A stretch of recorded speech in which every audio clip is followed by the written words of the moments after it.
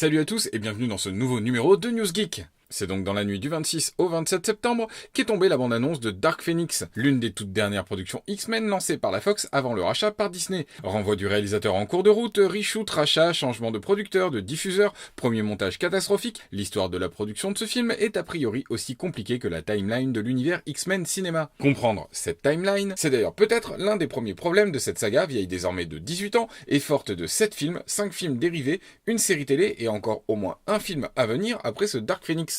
Les Nouveaux Mutants, qui subit d'ailleurs actuellement le même traitement en coulisses que ce Dark Phoenix. Cette chronologie du X-Men Cinematic Universe donc. Entre 2000 et 2006 sortent les 3 premiers X-Men. Mais suite au retour catastrophique autour du 3e film,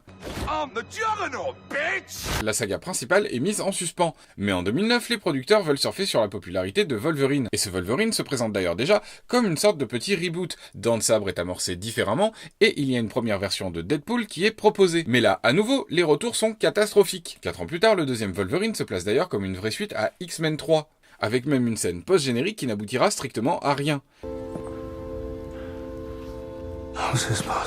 Et finalement, un épisode 3 nommé Logan et qui conclut toute cette histoire et toute cette chronologie. Mais, entre-temps, X-Men le commencement, puis Day of the Future Past, ont à leur tour proposé une chronologie différente, semblant ne pas prendre X-Men 3 en compte, ni aucun des épisodes de la saga Wolverine. Et c'est d'ailleurs cette chronologie que l'on poursuit aujourd'hui dans ce Dark Phoenix. Mais, entre-temps, les films Deadpool ont eux renié chacune des chronologies, tout en gardant plus ou moins les décors et l'univers des précédents films. Les X-Men, c'est pas ma cam, mais alors pas du tout. C'est compliqué. Mais, entre-temps, la série Légion a connu son petit succès et est censée se dérouler dans l'univers X-Men.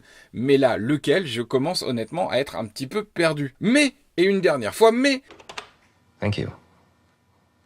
Depuis que la Fox a été rachetée par Disney, on sait que ce X-Men Cinematic Universe encombre. Marvel stopperait bien les frais afin de tout rebooter et enfin inclure les mutants à l'univers des Avengers une bonne fois pour toutes, et ainsi enlever le flou qui entoure leurs personnages de Scarlet Witch et Quicksilver. Définitivement, ce Dark Phoenix, qui a en plus d'ores et déjà la réputation d'être plutôt mauvais, gêne. La rumeur a même voulu que pendant tout un temps, Disney ait pensé à ne même pas sortir le film. Et le fait est que l'on peut comprendre cette hésitation, la bande-annonce ne propose pas grand-chose, des décors déjà vus ou un peu vides,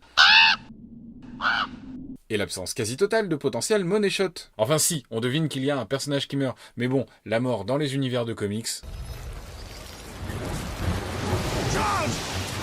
La seule réelle information se trouve dans le choix de la musique qui illustre ces 2 minutes 28 de vide relatif.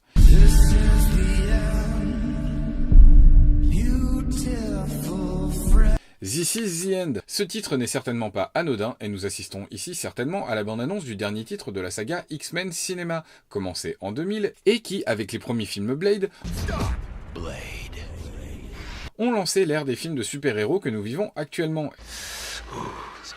Après tout ça, restera toutefois pour Marvel le problème épineux de Deadpool, énorme succès financier qui sera difficile d'arrêter, mais qui contient en son sein une partie de cet encombrant X-Men Cinematic Universe. Voilà, c'est tout pour les Geek News de ce News Geek, à très bientôt.